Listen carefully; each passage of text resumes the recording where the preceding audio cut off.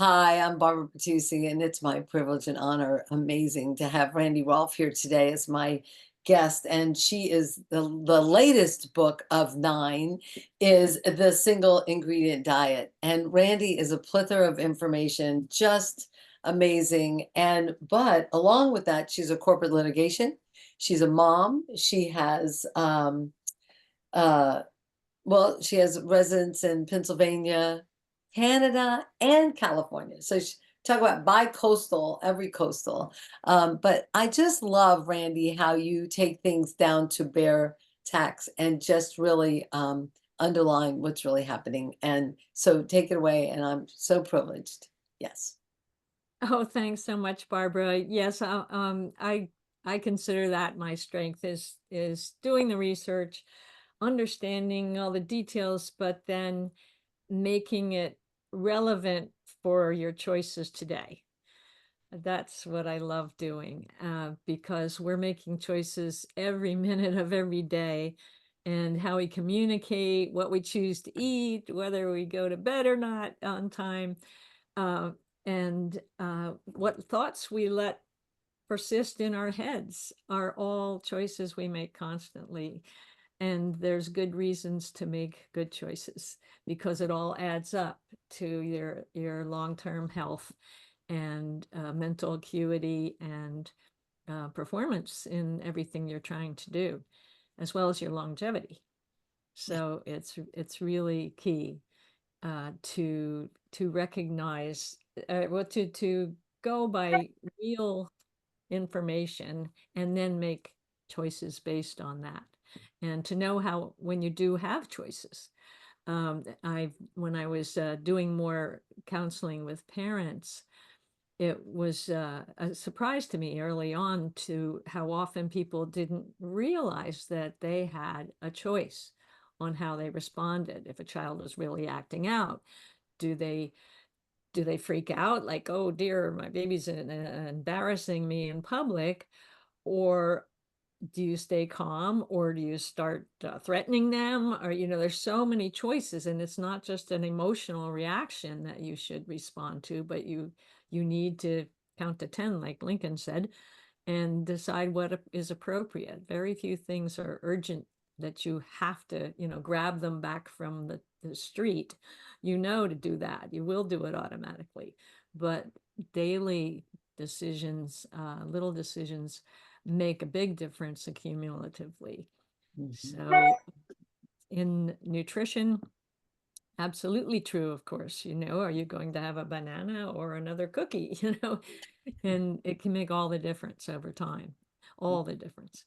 Mhm. And whether you buy the bag of chips or get a handful of radishes, both are going to have a strong flavor and keep you occupied, but it can make a huge, huge difference in your health. And one of the things I was focused on recently was the FDA finally um, said that you couldn't use brominated vegetable oil in sodas. Well, who thought there was vegetable oil in their sodas, right? But it's brominated. It's combined with bromine, which is an element in the periodic table, which in too much of it is not good for the body. We do require a tiny, tiny bit, but we get that in our vegetables. But the vegetable oil is usually soy or some other GMO vegetable oil. And the main problem is the brominated vegetable oil accumulates in the heart, the liver, Yeah. and the kidneys. And no, it wasn't the kidneys. There was the fat tissue. And it's been shown in animals to interfere with thyroid function and memory. Wow. So in 1970, they took it off the generally recognized as safe list, but it wasn't until this year they decided, well, maybe you shouldn't be using that in beverages. And Coca-Cola and Pepsi both got rid of it about 10 years ago. And I think what prompted the FDA to finally do something was California passed a regulation that they wouldn't accept any product into the state that had this substance in it. Mm. So California's, one of the biggest um, populations in the country. And so the FDA thought, well, okay, maybe we should tell the companies not to use it. But they already knew that they had to stop using it because California wouldn't use it. So it's a funny thing, the way the regulations work and how long it takes to take poisons out of our food. And meanwhile, they're putting new ones in all the time. In fact, I actually subscribe to the Food Institute. So they talk about developments from the food industry point of view. And they said, oh, this is great. This is a new stimulus so that we can work on finding substitutes for this brominated vegetable oil in the beverages. And so Oh. they're working on substitutes now. So what it is it's an emulsifier so that flavorings, especially citrus flavorings, won't just separate and rise to the top. So it's an emulsifier. But do you want to be drinking emulsifiers? Our body is so dependent on the relationships between all the different natural substances that are in our bodies and come in with our food and are results of all the complex chemical um, processes that go on in the body that you really don't want to gum it up with an artificial emulsifier. Just the concept is absurd. Mhm. But here we're dealing with this every day in our processed foods and those ingredient lists. And in my book, I say, just stop reading those ingredient lists. If there's something in there that's not a food, put it back on the shelf because if you're reading these things, it's very easy eventually to get complacent. Like, well, I guess these things aren't that harmless because they're in all the foods. But they are, especially accumulatively. And there was recently a study by the Pew Charitable Trust that they said, maybe we should consider how these things interact among themselves, not just they say, oh, well, the small amount you take of this particular chemical isn't going to cause a problem. Mm. But what about the 5 other ones that you're taking at the same time? But it's basically mind-boggling to try to um, add up the effects of all these chemicals Mm. in our foods. And even ones that we think are kind of harmless, the propionate in a lot of breads, it's been shown to be associated with cancers. So uh, it's better not to buy anything that has propionate in it. So the basic idea is to the single ingredient foods is start with them and put your meal together from single ingredient foods. And the the safest compromise, if you want to buy some tomato paste or salsa, make sure there's nothing in the ingredient list that you couldn't make yourself from stuff in your home. So if you recognize the spices and there's a few things in there, then you don't want to mix it all yourself. But it should be ingredients that you would have in your home already, or your grandmother would have in her home if she did a lot of cooking. So it's really important, as my husband always says, it's what you don't eat that's just as important as what you do eat. And because we're being brainwashed into thinking that these chemicals are okay and that they're necessary to make our foods last longer so that we can feed the world. It's just window dressing and whitewashing the truth, which is that our bodies are not supposed to be taking in chemicals. And um, we are depleting our soils and poisoning our agriculture with pesticides and herbicides and um, artificial fertilizers, which just relies on some the major inputs and doesn't replace the iron and the vanadium and the molybdenum and all these things that are supposed to be in the soils. And we're not even using like alfalfa to pull minerals up from deep down anymore to regenerate the soil. So there's so much work being done on regenerating the soil in the regenerative agriculture. And I always like to mention Alan Savory's work, because he had, for 30 years, he's been teaching local populations to reclaim the desert by using animals to refertilize. So they move the animals around like they used to, and within 3 years, they can be growing agriculture in areas that was desertified. He's done it in Australia, Africa, South America, every continent but Antarctica, he says. So if you look up Alan Savory, his stuff is fascinating. So we have all, as humans, we are omnivores. We have always eaten animals when we needed to. We don't need to in the tropics because stuff grows all year. But in the colder climates, as we move north and south, we found that animals stored energy for us, and we could eat them in the winter, or we can eat their products like the eggs and cheese. And that is amazingly nutritious as well. And many people are finding they're sensitive to these foods, but it's mainly because they're not buying organic or regeneratively grown, and there's a lot of contaminants, but especially in milk and cheese if you're not using organic.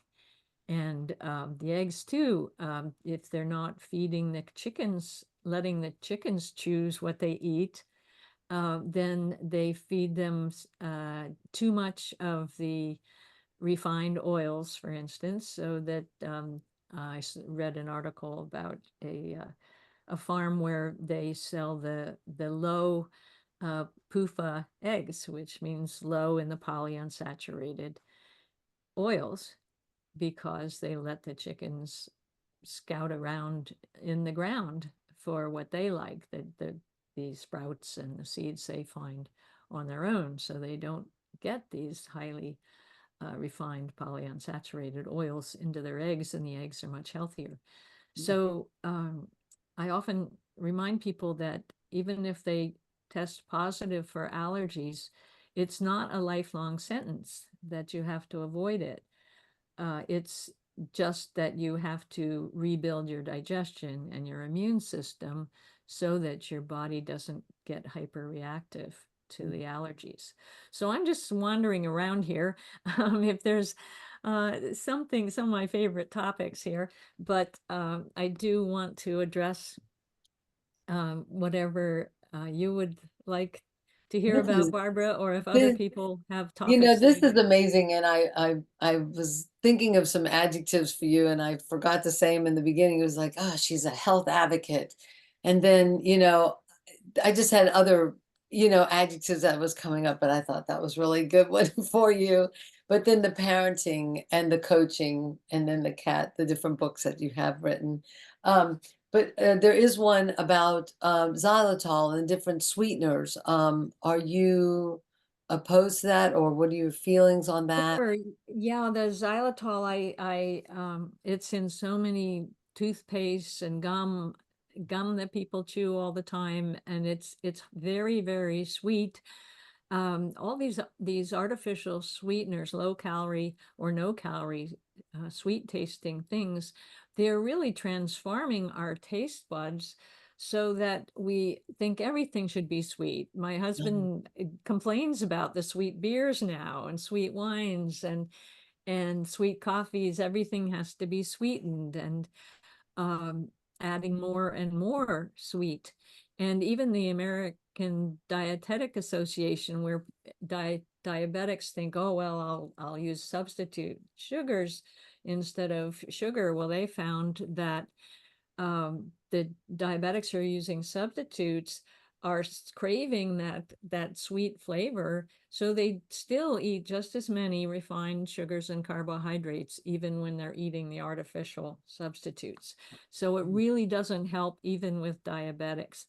So, and it, because it gets us so used to everything being sweet. And in nature, sweet leads you to good fruits. Think about raiding a beehive if you're living in the wild. It's really tough. You have to wait till the bees leave and it falls out of the tree, or some bear knocks it out, because you can't just steal it from the bees the way we do. And maple syrup, you need to build a fire and boil it from 40 down to 1 to get that sweet syrup. So the sweet flavor is designed to draw us to healthy foods like blueberries and strawberries, and milk is very sweet to a baby. The lactose is tastes sweet. And I always like to quote Gandhi, who said, if they said, how can you just live on rice? And he said, if you chew a grain of rice long enough, it gets sweet because the amylase in your mouth breaks it down. So that's a whole nother thing, that to chew your food and taste it, because if it's real food, your body's going to get clues of how to digest it. And if you chew it well, the digestion starts right in your mouth. But if you swallow it, your body doesn't have any idea what's coming down if you swallow it without chewing. And what they find is that people that are severely overweight, they eat much too fast. They don't chew because most processed food doesn't need much chewing. And if you chew it too long, it loses all its flavor because all the flavors are not in the food, they're added. So they swallow it, or they even wash it down with too much water or soda. And they don't even get time. It takes 15 minutes for your hormones in your tummy to tell you you've eaten enough. So they can get too full too fast and still looking for that uh, sweet flavor. And what the study showed was that a very recent study, that um, people eating, they put out a spread of food, one processed and the other minimally processed. And the people who were eating the processed food ate 500 extra calories a day. Wow. Wow. So they put on a pound a week if they continued to eat like that. So that just shows what happens. And they did notice they ate much quicker. And the people on the unprocessed foods, they were content. They stopped eating before they were putting on weight. And it was a wonderful study because after 2 weeks, they switched the populations and the Oh, same wow. thing happened. So it wasn't the people that they had in the test, they switched them. And the same thing happened in for the new set of Wow. people that had been on the processed. Now they were on the unprocessed. Talking Um, about that, I think one of the things that I've keeps coming up lately is the diabetic 3, right? The yeah, and Alzheimer's. I've linked it to so many more people getting Alzheimer's, dementia, crystals in the brain, and maybe I've linked that all together. But what are you things about that? Or, um, I mean, is that preventable, or is that something that we've just manufactured now, another symptom of things that are affecting the body and the brain? Yeah, one of my favorite books is it's called Alzheimer's. What if there's a cure? And it's written by a woman who discovered that coconut oil stopped the progression of her husband's Alzheimer's, and Mhm. she's done a great deal of research. She's found doctors who've been working on this for 30 years, trying to tell people Wow. that you need the saturated fats and the cholesterol for brain health. and that the plaque is just what the body does when things are falling apart in the brain. It's not the plaque that causes the Alzheimer's. That's just the body's reaction when the brain is the neurons are falling apart from lack of proper metabolism, not getting the nutrients that the brain needs. So that's why they're talking about the diabetes 3, that it has a lot of the signs at the cellular level that the cells just aren't getting the proper messages about creating the energy they need to do their neurological things. Mhm. So I think it's very real. It's a wonderful book, and she's in her third edition because she keeps publishing the letters from people not only with dementia and Alzheimer's, but also with Parkinson's and other neurological conditions. And I need to give a plug for KVB with Niken, because that has the quality coconut MCTs that feed the brain. Mm. So I think that's an amazing product in so many ways. Um, but just to protect the brain, and we even say that for Niken, it's not a secret. These are known to help the brain. Mhm. Uh, and so, yeah, if you have anybody who's suffering in that way, that book is amazing. And it just caught my eye because uh, I'm always looking for Well, I solutions. had that with my parents. I would look at it because back in their generation, it was low fat, no fat. We had a bout of that, the whole not butter or whatever. And I Mm-hmm. do think that a lot of that stemmed, or the ailments that came out of that our elder generation, was because of that we weren't getting the correct fat, the good fats. So that's Right. really interesting. Yeah. So I'm Absolutely. That's one of my favorite topics. That was definitely the sugar industry convincing everyone that we got fat because of fat. And the food processing industry, who just discovered that they can make so many amazing products with the polyunsaturated oils, they wanted to convince people that the polyunsaturated oils were good for them. And then they scared us away from butter, scared us away from animal fats. The government still says lean meats on every list, lean meats. And there is a problem there, that in animals, in us too, the body pushes toxins into the fats to keep them out of immediate use. So you really do, if you're eating meat or chicken or eggs or cheese, you do want them from organically fed sources. You want them from cows that are allowed to graze and not fed soy and corn, but rather things that keep them healthy, their tummies working and their microbes working, so that they don't have a whole lot of toxins that they're packing away in their meat. So if you're not eating organic meat, it is better to strip the meat off, the fat off, so you don't get the toxins that are hiding there. But it's worth it to get the quality of meat. Especially, we were mostly vegetarian when we were first married, because I read Frances Moore Lapay's book about um, combining your grains and beans the way traditional societies do in the third world. But then when I had my kids, I'm like, no, it's too hard to get enough protein for these babies growing so fast. So we started eating chicken and fish more, and definitely it's a good way to go, because like I said, we're omnivores. But the fats, we're still being told to prefer the processed fats to real fats. And it drives me crazy, because especially scaring everybody about cholesterol. Every couple of years, they lower how much cholesterol is allowed so that they can get more people on the statins and the Lipitor. And it's really dangerous because the liver produces 3,000 units of cholesterol every day because we need it for brain power, for the skin.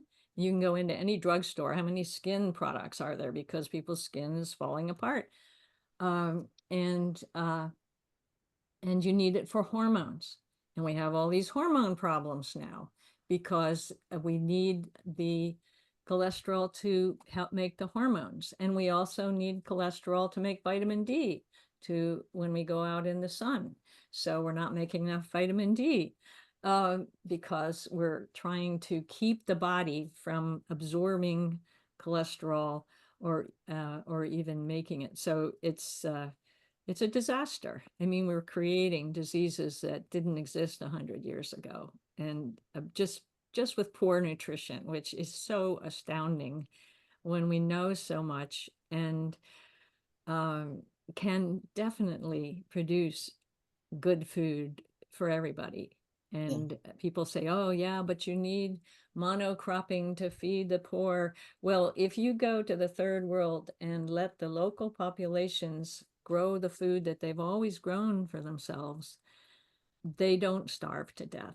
They don't need to buy our cheap corn and our cheap wheat and our GMO Speaking of grains. that, I was watching the blue zones and such, but I want to Yeah. go now to the Amish and the milk and the source of milk with the butter and such, because there is something to that. Because I was one that I just really had a tough time having dairy. And then later I was like, oh, I can eat it if it's got all the everything in it to help you digest it, kind of thing. Is that like, do the Amish have it down, or is it like, where do you get your milk and butter source, I guess? Yeah, good question. We lived in upstate New York when our kids were born, and it was dairy country, and Mm. we got the milk straight from the local dairy, and sometimes it was even warm. And I would take the kids to watch them milk the cows, and I made my own butter. The butter would rise, and I'd put it in the blender, and so we had our own butter, and it would go bad really quickly, so we'd use it quick because good food goes bad quickly because the enzymes change it or else microbes can change it. There was a wonderful nutritionist back in the 40s. His name was Macaulay, I think. And he said, um, eat, eat only food that will go bad and eat it before it does. Right. And now we have refrigeration, so we can have any kind of food and keep it for a week, and it's still no bugs get to it, and it doesn't change. Its enzymes don't work because it's cold. So, and in the old days, the house I grew up in, there was a spring house on a little stream down the road, and that's where the families kept their stuff. It was cold when the stream was passing through. It wasn't 30 degrees, but it was like 40. And that's where they would keep their breads and grains and potatoes and carrots and stuff. And in the house we had in upstate New York, there was a root cellar. So we put carrots and squash and potatoes down there. So we've always found ways. And even in Rome, they brought ice from the mountains to keep things cold. So modern technology isn't everything we think it is. We're not so different from what we've always been. And our bodies haven't changed at all. We need real food. Mhm. So yeah, they're going against raw milk again. They're trying to get rid of small farms that offer raw milk, even though the requirements for safety are stricter on uh, fresh milk than on the pasteurized milk. And when they add vitamin D to the milk, because the kids don't get out in the sun, and a lot of the dairy cows don't get out in the sun either. So there's not as much natural vitamin D in the milk. So it's a cascading thing that over processed, over farmed overtreated from day one when they put the seeds in. Their seeds from Monsanto won't reproduce themselves. So they have to buy them again from Monsanto. And they say, well, these seeds are bred so that you need this pesticide. So they make the farmer not only buy the seeds, but they have to buy the Monsanto pesticide. So it's a very circular system. And we have to break out of it and use our consumer dollar to say we want real food, and we can pay a little more. The New York Times just this morning had an article on, is organic food worth it? It's not a great article, but at least they're saying that, depending on your budget, it's a good idea. you know, Yeah. um, Yeah. and they talked about not only the health aspects and the cost aspects, but also the ecological aspects.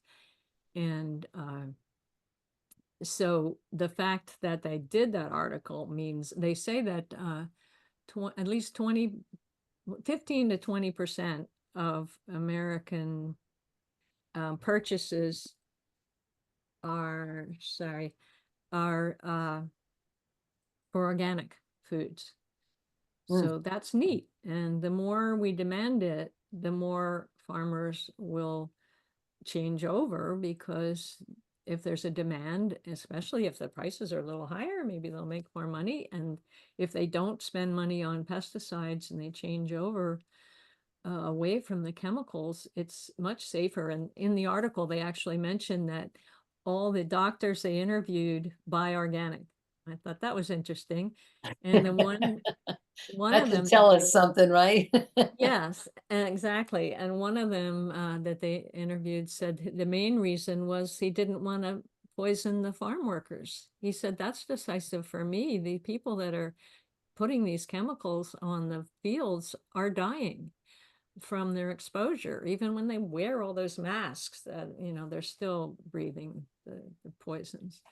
Right. So We've that got was a really, couple of questions in here. Let's see. Best way to discuss with a young person how to shift it, because we have gotten to the obese has become almost the norm with some of our younger people, and it's a little scary. I'm like, don't they even get it? I was watching some young people and they have the midriff shirts now, and they got their curves. They are just carrying it. And I'm just like, wow, they're carrying a good extra 30, 40 pounds. So to discuss that, for a healthier intake or eating wise. yeah, well, certainly they're saying that this generation will be the first generation that will not live as long as their parents, because obesity definitely means earlier death by all morbidities. Wow. Um, and but to, so I'm not saying that's what you should first say to the child, because you don't want to scare them to death.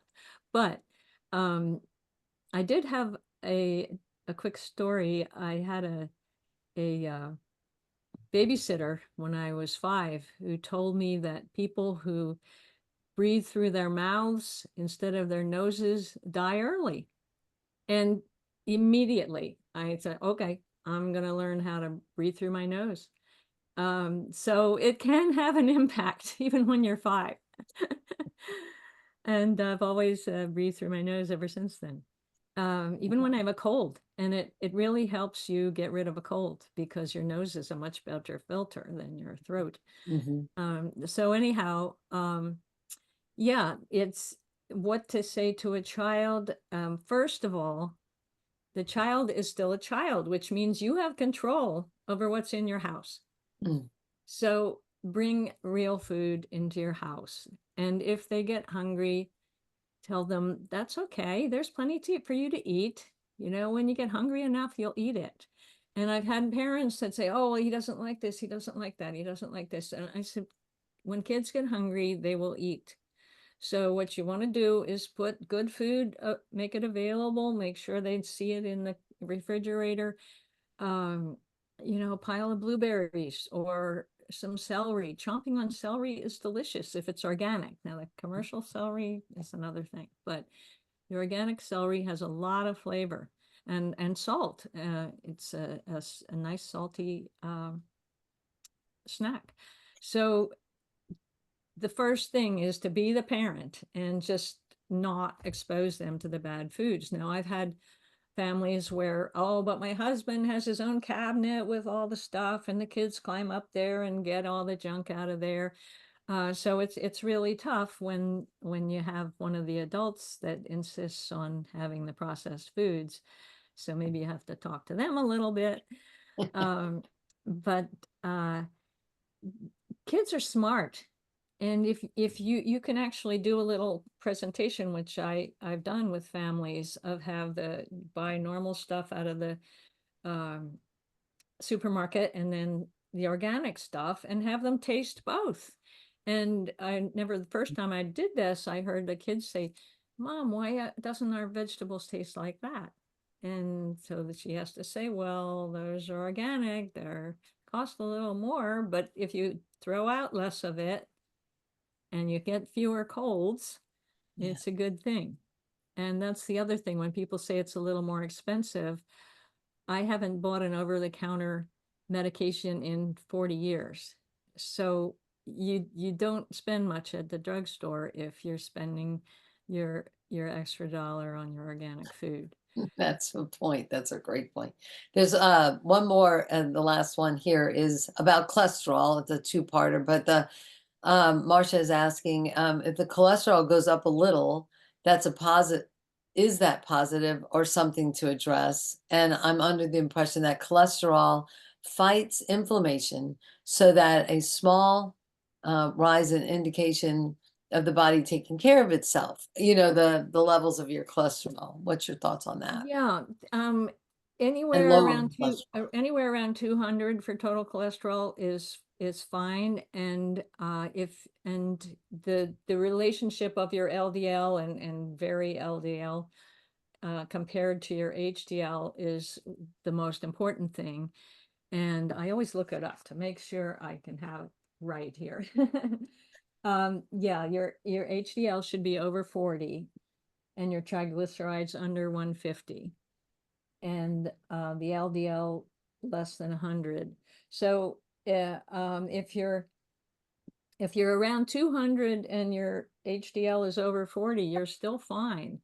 And so they're telling people, oh, at 200 to be scared, and that's ridiculous. That's very normal, and it was normal long before we started having all these statins available. So part of the problem I've seen, having teaching this for 50 years, is that um, when there's a new drug, they will look for certain numbers that indicate people need the new drug. Mm. It's really so manipulated. It's really frightening. So They're it's now really saying that that's that's that sort of like the bone part of, if you're Mhm. blocking cholesterol, you're blocking the good and the bad at the same time. Yes? Right, With the right. And statin. with the same thing happened with osteoporosis when they had something they thought would make the bones stay mineralized. Mhm. They started saying, oh, older people, they're all going to break their bones. Well, they break their bones when they're on these medications, because it keeps the minerals from leaving the bone, and the bones get brittle, and you get all these side effects because the other organs aren't getting the minerals that are supposed to come and go in the bone. So you get all kinds of horrible effects in other organs because they're not getting the minerals they're supposed to be getting. So it again, it's kind of a circular thing. And they keep telling people, oh, you've got osteopenia, you don't want to get osteoporosis. And then they put them on a medication and they break a hip and they're in the hospital. And older people don't come out of the hospital very often when they break a hip, because they're demineralized, basically. Wow. So it's really frightening how And it's a shame because that's the way the doctors are trained. They learn very little about how to stay healthy. And they'll actually tell you, oh, well, organic, it's not that important. Just as long as you get your protein and your vitamins and your minerals. But the body is completely dependent on structured food that has its own moisture, its own fiber, its own enzymes, and that's the way our bodies work. So if you try to keep people alive on an IV, just giving them the nutrients, nothing else really works very well, and they don't live that long unless they have millions of dollars and really do it right, like some people that have been on IV for years. But it's not a way to choose to live, and that's the other thing that the nutrient labels make us think that, oh, well, if I'm getting my A, B, and C and my protein, then I don't understand why I'm having GI problems and skin problems and getting infections. Well, it's because you're not letting your body do what it's supposed to do. Our bodies are designed to benefit from food. And it's a huge, huge thing. And the other thing they do is say, oh, if you were only exercising more, burn off the calories and then you can eat what you want. It's nonsense. If you try to do 60 or 90 minutes of workout and you're eating poorly, that's just a stress. You're going to increase your inflammation. You're going to increase the free radicals. And you're going to get sicker, literally, if you try to lose weight just with exercise. So, in fact, there was an editorial in the British Medical Journal that they said, for once and all, exercise is not for weight loss. It's good for keeping your muscles happy, and it's good for the health overall, but it does not help with weight loss. In fact, I've talked to clients that say, oh, I did such a good workout, I stopped for a ice cream cone on the way home. So it can deplete you. Right. So a lot of the stuff they're feeding us, pardon the pun, what they're telling us is very misleading, but it's very profitable. And to put it succinctly, the chemical companies are making the food additives, and then the chemical companies are making the medications. And we're just squeezed in between, getting sicker and fatter. It's just horrible. One of the things that underline in this talk right now is reprogramming your taste buds. And Exactly. I was just working because I've started eating oatmeal again, and it's like, oh, I really want to put I want to put salt in there, and it's like, and I know that if I don't for the next 3 or 4 days, it's going to taste different, and then I'm going to like it. But what's your feelings on salt at this, since we've covered the gambit? Yeah, right. That's a very, very important question, because that's another thing. They've scared us away from salt. Yeah. So everybody wants either sweet or hot, hot stuff, highly, highly, highly flavored, which is great for the people who sell flavorings. But a little bit of salt, we need salt to Yeah. digest protein and grains, like fibers, because we make hydrochloric acid from the chloride in the sodium chloride. And so again, if we trust our taste buds, we can trust them with real food. We can't trust them with processed food, like canned soup has more than a day's worth of salt in them, because when you put soup in can and it sits there for 3 weeks, you can't even taste the sodium. And the other thing is that so many of the additives have sodium in them, but it doesn't taste like sodium chloride. So we're getting extra sodium from the additives that don't taste like salt. So real food, uh, salting to taste, it is fine if you're eating real food. So if thought you were going to say you want sugar on your oatmeal. No, a little salt is great. It's a grain. It's supposed to be a grain. And I know my grandfather, who was from Canada, he used to say, put a little salt on your watermelon, it'll make it taste sweeter.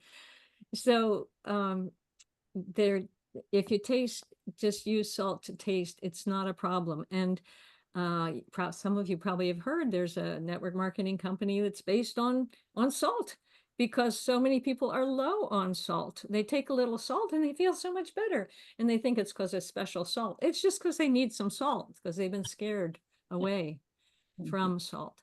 Mm, But yes, we're getting way too much salt from processed food. But if you move from real food, so their body tells you the truth about how much salt you need, it's not a problem at all. yeah. So that's a great question. Yeah. And Lorraine is asking the best way to keep your electrolyte levels, your electrolytes, uh, in the Oh, body. Whole foods definitely, and supplements is good. Nikan is really good about making sure there's lots of concentrated vegetables and things that are rich in minerals. And of course, staying alkaline with good quality foods, with good water, like Nikan has. And it's in the summer, we're having 90-degree weather here in Pennsylvania, to drink water often. And no, I mean, have celery. Like I said, it's got good minerals. Gazpacho, some rich vegetables are good, and supplements if you need it. And some of the micronutrients that really aren't in our food anymore, it's good to get them from supplements. I take a kelp supplement daily just to make sure I've got enough minerals, because the body, and it's balanced, because all animals are based on the proportions of minerals from the ancient sea. Mm, mm, So awesome. kelp's good. So yeah, keeping electrolytes good is important. And again, I always emphasize the digestion. You really need to keep your microbes happy, because we're finally discovering in the West how important they are, but in the Orient, they've always focused on the digestion and the skin quality, and also the quality of the voice. They know that, if the digestion's not good, you're going to get reflux. It's going to affect your voice, and how your breathing affects your voice. All of that. The diagnostics that they used to use before, we always did all these chemical assays and expensive diagnostic machines that the hospitals have to pay for somehow. It's like I said, it's a vicious circle. It is. This has been, I mean, you've covered the gambit and I just love it. And I can keep going on, but we should, I'm going to go ahead and stop this recording. Wendy, it's been a pleasure to have you. Get with the people, get on Facebook. She has the single ingredient diet Facebook group and randyrolfe.com. So thank you so much.